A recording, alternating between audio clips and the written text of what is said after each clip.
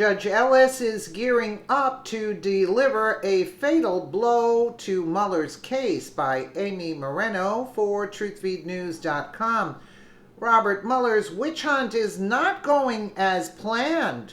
Obama's deep state had it all figured out. They'd create a phony Russian collusion story, get the fake news media to spread the stories, and in no time the American public would buy into it and call for President Trump's head on a symbolic platter.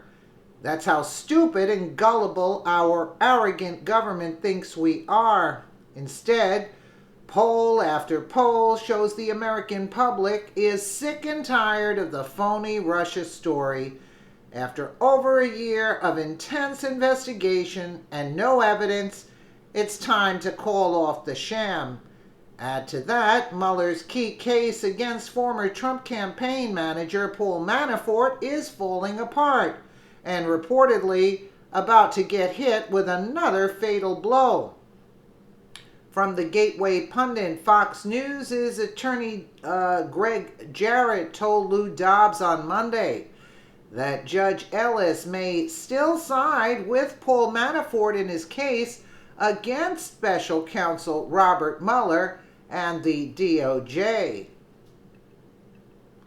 The chairman of the House Intelligence Committee setting a deadline of tomorrow, which to receive records about the FBI spy in the Trump campaign. Devin Nunes notifying Deputy Attorney General Rod Rosenstein that the records requested in April should be available to all members and all staffers on the House Intelligence Committee, not limited to just the so-called Gang of Eight. And 40 state Democratic parties now implicated in a scheme to illegally funnel $84 million to Hillary Clinton's 2016 presidential campaign. A new federal lawsuit says the Clinton team and the Democratic National Committee ignored campaign finance laws and placed money into state parties that then sent that money back to the Democratic National Committee, designed specifically to help to support Hillary Clinton's presidential campaign. Joining us now, Fox News legal analyst Greg Jarrett and author of the new book, The Russia Hoax, The Illicit Scheme to Clear Hillary Clinton and Frame Donald Trump. It's now available for pre-orders, certainly on Amazon, Barnes & Noble, and all of the best places to which to buy the best of books. Thanks, Lou. Great to have you here, and you're more than welcome. Let's start with this extraordinary deadline, again, by Devin Nunes of tomorrow for the FBI and the Justice Department to deliver those documents that have been requested for eons, it seems. Nunes has the patience of Job. He has allowed deadline after deadline to come and go without being met properly. These are lawful subpoenas by Congress, which has a constitutional authority to see these documents. And I think it's high time that people be held in contempt of Congress for obstruction and obstruction of justice. And let's begin impeachment proceedings with people like Jeff Sessions, Rod Rosenstein, and Christopher Wray, because they are violating the law, and they're doing so with impunity. Jim Jordan, Congressman Jordan, has amazing discipline and constraint. But he appears to be losing his patience, and he said it is time to deliver what we promised the American people. And right now, one of the promises certainly is a follow-through on all of the discussion of contempt citations and ultimately impeachment for Rod Rosenstein and whomever else, and the corrupt officialdom of the Department of Justice deserves it. These people at the Department of Justice and the FBI, and you named a few of them, and as did I, think they're above the law because they think they are the law and that they're accountable to nobody. And this is why Americans, and I hate to say it, should be afraid of the law enforcement branches of the American government. Unfortunately, the Department of Justice under Sessions and Rosenstein is simply an extension of the Obama Justice Department, Eric Holder and Loretta Lynch. And, you know, it is, as the President Trump has said, his biggest misjudgment and mistake. And Devin Nunes, again, demanding Rosenstein. One of the great bright hopes in all of this was T.S. Ellis, the federal district court judge, who demanded that the special counsel turn over the scope memo Right. For the operation. And they did. That was weeks ago. Right. It has been turned over. There has been no action taken by the judge. What do you expect? He is serious. I have made many phone calls and talked to many people here, and the judge is still considering the motion to dismiss the case based on the argument that the special counsel, Paul Manafort. Right. Based on the argument that the special counsel, Robert Mueller, and his team have exceeded the scope of their authority. This is called the scope memo. Right. The judge has it. He's seen it, and he is still considering it, and he could dismiss the case. They haven't set an exact trial date. It's been delayed somewhat, and the judge, I think, is still mulling this over.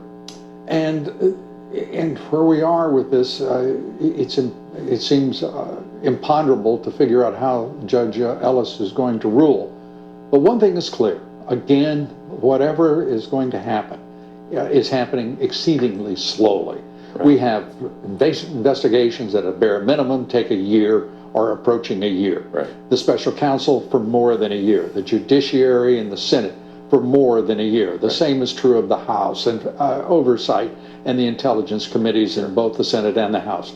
The American people deserve speedy and thorough investigations, and the FBI and the Justice Department are clearly stonewalling not only Congress but the American people and destroying whatever credibility they ever had, and appropriately, it seems to me, because not only should we be afraid of them, as you suggest, I think that we should damn well demand a house cleaning, the likes of which this country's never even considered, let alone experienced. I agree completely. I mean, here they are investigating collusion, which isn't even a crime in the criminal codes.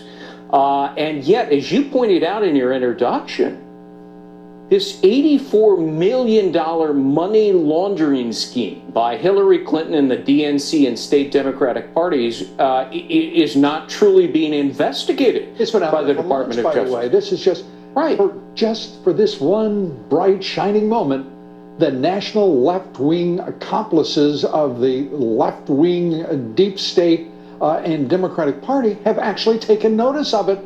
And now it's a story again, and I can tell you, ladies and gentlemen, I honestly have no idea in the world why, just now, the left-wing media has chosen to attach themselves and to report a story that they've ignored successfully for months. It was Donna Brazile, the head of the DNC formerly, that exposed. Remember, she said it's rigged. Right. This is correct. It was a shell game of money to the tune of $84 million to circumvent the election laws. Hillary Clinton was behind it all, as was the DNC. They were co-conspirators, and just about everything, it appears. Oh, yeah. I mean, as I said before, this smacks of a money laundering scheme, which could be the biggest election campaign contribution scandal in American history. And yet they're not prosecuting, you see? The biggest thing, and they're not prosecuting or even reporting on it. Unbelievable. Well, Mueller, it's time to pack it in, pack your bags, and get yourself a good attorney if you're not going to represent yourself, because there should be charges filed against you for fraudulent investigations just for Hillary putting you up to this, and Obama, and Brennan. Let me know what you guys think in the comments below, and again, thank you so much for watching.